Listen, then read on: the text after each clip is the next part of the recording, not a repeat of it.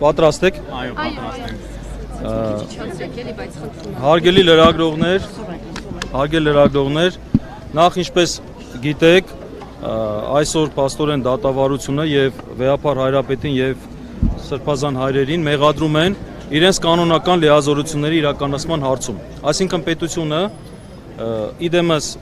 քննչական մարմնի դատախազության եւ դատարանի ներխուժել է եկեղեցու ներքին կյանք։ Սա արգելված է ինչպես օրենքներով, այնպես էլ միջազգային իրավունքով։ Հիմա ինչևիցե ունենք այս ամոթալի իրավիճակը, որտեղ մենք այսօր գտնվում ենք։ Այսօրվա դատական նիստի հետ կապված տեղեկացնեմ ինչ տեղի ունեցավ։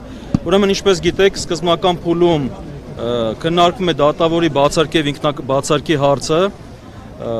Դատավորը ինքնաբացարկ հայտնեց, հրաժարվեց այս գործը քննելուց։ Հակոբ Մանուկյան հրաժարվեց,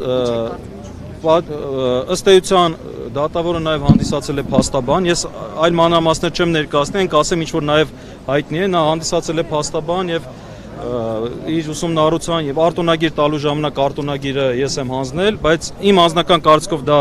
բացարկի հիմք չէր, բայց դատավորը հաշվի առնելով, որ դա կարող է կասկած առաջացնել, դատավորը ինքնաբացարկ հայտնեց։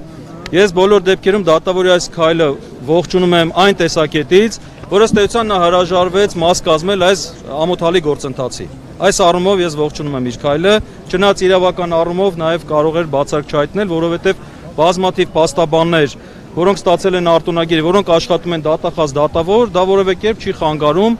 որ իրենք իրենց ծառայական լիազորությունների մեջ կատարեն իրենց պարտականությունները, բայց բոլոր դեպքերում, տեսեք, միայն այն փաստը, որ դատավորը դատելու է ամենայն հայոց կաթողիկոսին, դա արդեն կաշխանդող հանգամանք է։ Այո, դատախազությունից ներկաներ կային, 3 ներկայացուցիչ էին ներկայացել, ներկա էր նաև Տուժող Արման Սարոյանը, բայց նա մուտք գործեց դատավորի համար նախատեսված դռնից։ Բայց իրավական առումով թույլատրել է։ Ինչը թույլատրելի չէ, մեզ թույլատրել է փաստորեն այդ մարդկանց։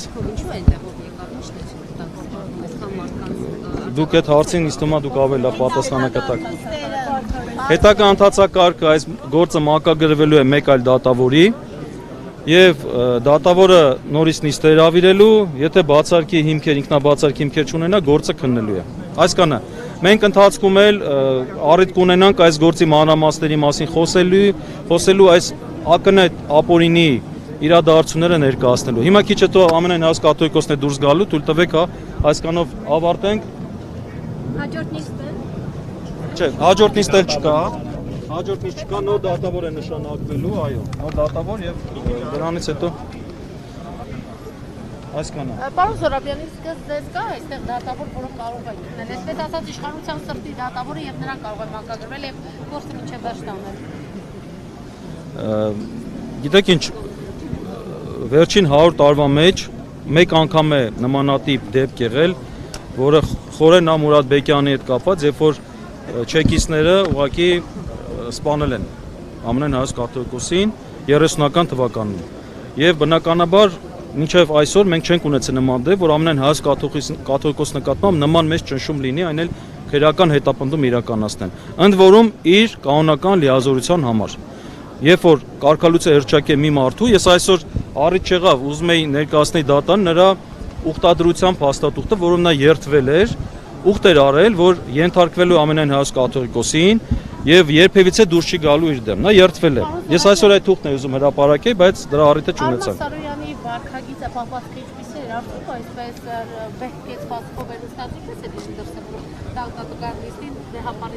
Առիթ չունեցանք իրեն լսելու, բայց վստահ եմ ինչ-որ մի բան մտածել էին։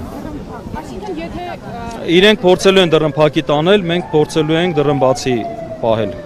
Եթե եկեղեցու որևէ Սիրելի հավատացյալներ, դատական նիստը ավարտվել է եւ Վեհապար Հայրապետի առաջնորդությամբ քայլելու ենք դեպի Մայրտաճար, որ միասնական աղոթքից հետո Վեհապար Հայրապետը իր օրհնությամբ խոսքը կբերի ամեն ինչ։ Խնդրում ենք պաշտպանել կարգ ու կանոնը, որը վայել է բոլոր քրիստոնյաներին։ Վեհապար! Վեհապար! Վեհապար!